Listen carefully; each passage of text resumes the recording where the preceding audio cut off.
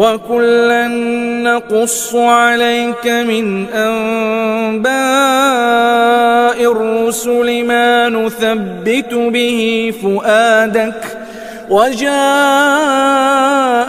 فِي هَٰذِهِ الْحَقُّ وَمَوْعِظَةٌ وَذِكْرَىٰ لِلْمُؤْمِنِينَ. Kali ini kita akan membahas kisah tentang burung Hudhud dan Sulaiman alaihissalam. Perlu teman-teman ketahui, burung Hudhud ini burung yang di bagian kepalanya juga ada seperti mahkota. Indah sekali kelihatan burung Hudhud itu. Jadi, di antara pasukannya Nabi Sulaiman alaihissalam adalah burung Hudhud. Dan Nabi Sulaiman setiap hari selalu memeriksa pasukannya, dari jin, manusia, dari hewan-hewan. Pas Nabi Sulaiman cek, ada satu burung Hudhud hilang, gak ada nih. Maka Allah ceritakan dalam Al-Quran, surah An-Naml ayat 20. Watafaqadat toir, maka Nabi Sulaiman pun kehilangan burung itu.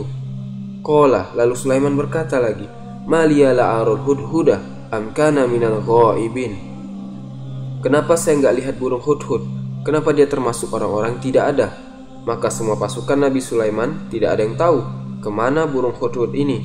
Terus Nabi Sulaiman marah pada saat itu dan berkata, la'u'azzibannahu azaban syadidan aw la'azabahannahu aw layatiyani bisultanin mubin.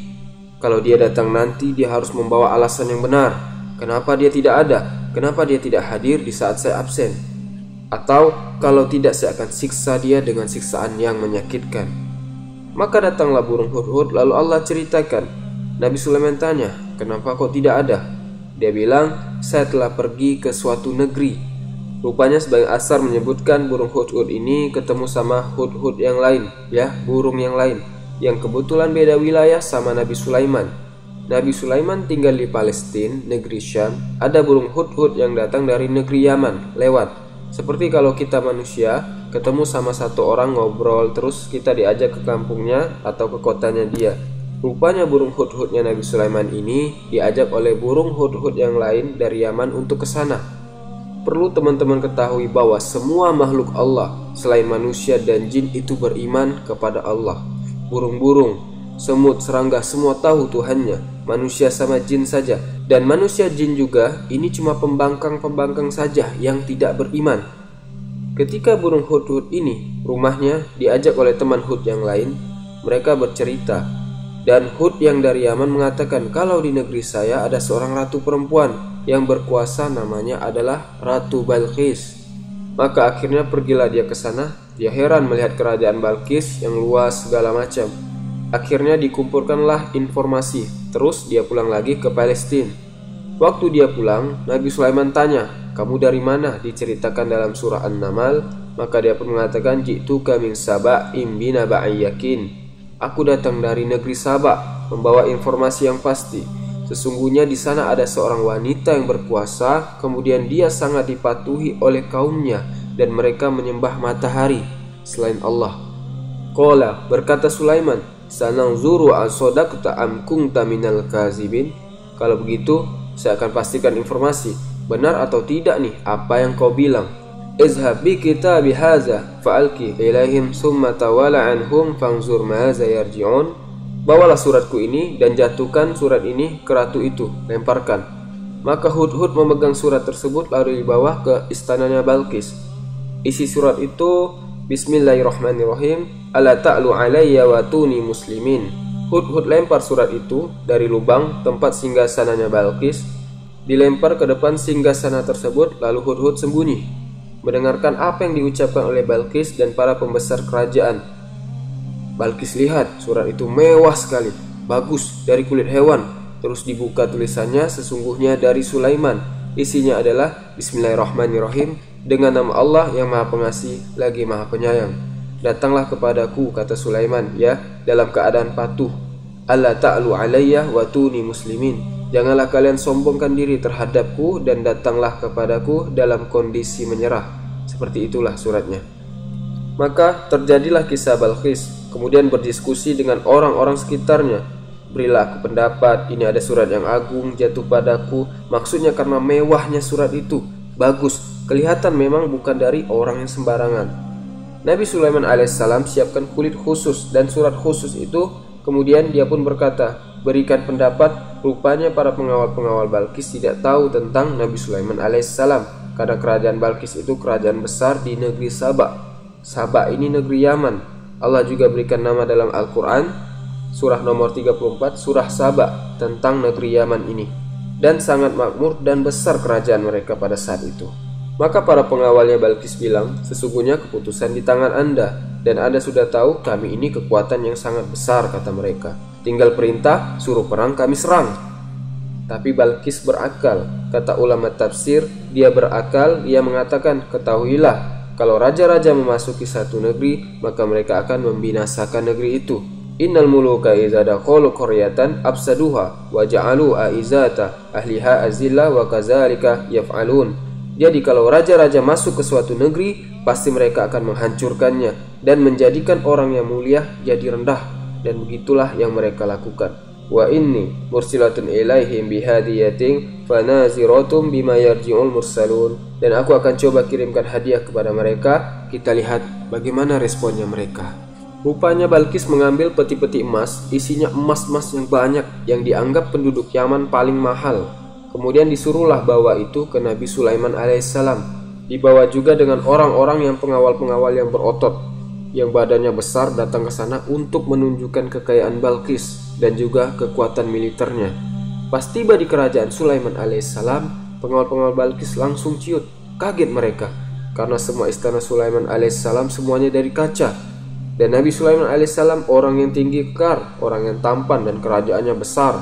Nabi Sulaiman sudah tahu ada utusan datang, disusun pasukan-pasukannya dari manusia, dari hewan-hewan, semuanya patuh kepada Sulaiman alaihissalam.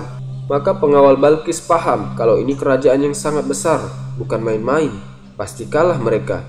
Dan begitu dibuka peti-peti emas, Nabi Sulaiman ketawa. Nabi Sulaiman alaihissalam mengatakan, atumidunani bimal fama atani Allahu khairum mimma atakum. Apakah kalian mau menggiurkan aku dengan harta ini? Apa yang Allah kasih lebih baik daripada apa yang kalian miliki. Pulang sekarang, bilang sama ratumu, aku akan datangkan pasukan yang tidak akan pernah bisa dikalahkan. Lalu kembalilah utusan ini dan diceritakannya semua sama Balkis. Ini Sulaiman, raja yang kekar, besar, pasukannya manusia, jin, hewan-hewan. Kita tidak akan bisa menang, wahai ratu. Apa saran kalian? Baik, sepakat, menyerah saja. Bukankah Sulaiman cuma minta kita beriman kepada Tuhannya, tidak mau mengambil kerajaan kita? Maka Nabi Sulaiman bilang pada saat itu dengan para pengawalnya, siapa yang bisa mendatangkan singgasananya Balkis, tapi dengan syarat saya mau cepat. Lalu berkata Ifrit dari jin, dari kekuatan jin yang paling besar, dianggap jin yang paling kuat, saya bisa datangkan wahai Nabi Allah, sebelum Anda berdiri dari tempat duduk Anda. Duduk begini, berdiri sudah ada, dan saya sangat kuat dan terpercaya. Kawiyun amin. Artinya saya kuat, bisa datangkan itu seketika dan memikulnya, serta amin. Artinya kata ulama tafsir, saya tidak akan ambil permatanya satupun.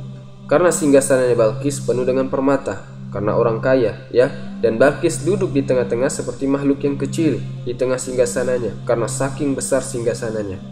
Biasanya kan raja singgasananya 2 kali atau 3 kali postur tubuh dia saja. Kalau singgasananya Balkis ini besar sekali, sampai Balkis duduk di tengah-tengah sampai gak kelihatan.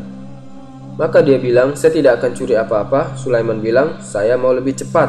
Ada satu orang manusia dari keluarga Nabi Sulaiman alaihissalam. Dia menghafal kitab Jabur dan rutin berzikir kepada Allah Subhanahu wa taala. Ibnu Katsir sebutkan jenis zikir yang disebutkan, ya, tapi ini sebagian ulama mengatakan ini karomah yang Allah berikan khusus untuk orang itu. Dia bilang, ya Nabi Allah, saya bisa datangkan sebelum matamu berkedip.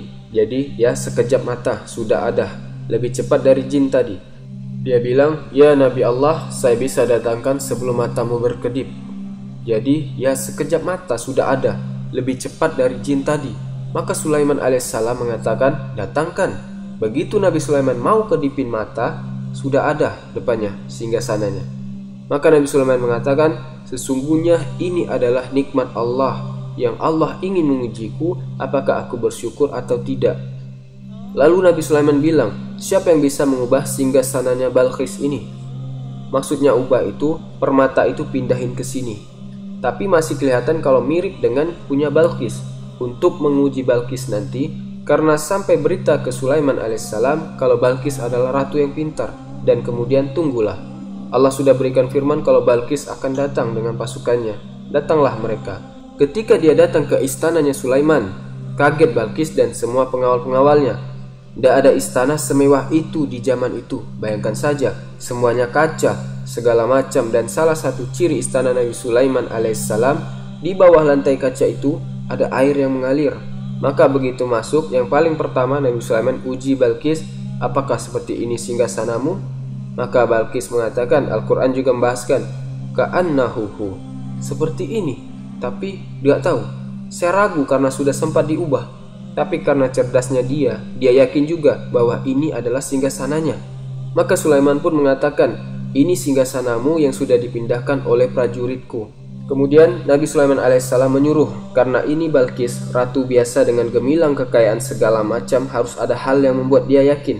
Ya, dimasukkanlah dalam satu ruangan, semuanya kaca, di bawahnya air. Kemudian Balqis waktu mau lewat, dia pikir itu air. Karena jernihnya kacanya sampai dia menyingkap bajunya, bagian bawah Allah mengatakan wa kasyafat an sakiha. Maka Balqis pun memperlihatkan betisnya, karena dia pikir itu adalah air. Maka setelah dia mau angkat begitu, langsung Nabi Sulaiman mengatakan sesungguhnya itu adalah kaca, cermin yang telah dibuat. Setelah itu Balqis pun akhirnya patuh kepada Sulaiman dan beriman. Karena keajaiban itu, Balqis dan kaumnya semua beriman. Jadi ada pengaruh besar dari burung hudhud itu. Sebagian ulama mengatakan larangan membunuh hudhud karena peran itu. Sebagaimana bolehnya membunuh cicak karena dia tadinya termasuk yang meniup api pada saat Ibrahim lagi dibakar. Maka Allah membolehkan membunuh cicak, ya. Sementara hudhud ini justru menjadi penyebab negeri Saba semuanya beriman kepada Sulaiman alaihissalam. Maka gara-gara itu juga hikmah kenapa tidak boleh membunuh burung hudhud. Semoga video singkat ini bermanfaat dan semakin menambah keimanan kita. Yang benar datangnya dari Allah dan yang salah dari saya sendiri. Subhanakallahumma bihamdika asyhadu an la ilaha illa anta astaghfiruka wa atubu ilaik. Assalamualaikum warahmatullahi wabarakatuh.